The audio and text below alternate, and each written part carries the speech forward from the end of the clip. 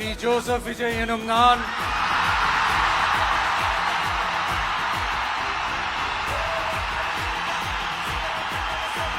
சட்டப்படி அமைக்கப்பெற்ற இந்திய அரசியல் அமைப்பின்பால் உண்மையான நம்பிக்கையும் மாறா பற்றும் கொண்டிருப்பேன் என்றும் இந்திய நாட்டின் ஒப்பில்லாத முழு முதல் ஆட்சியையும் ஒருமையையும் நிலைநிறுத்துவேன் என்றும்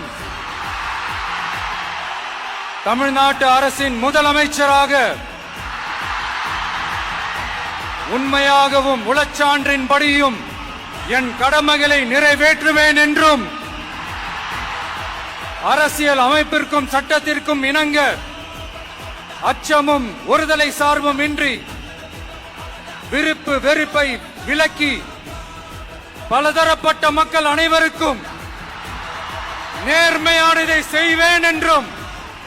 ஆண்டவன் மீது ஆணையிட்டு உறுதிமொழிகிறேன்.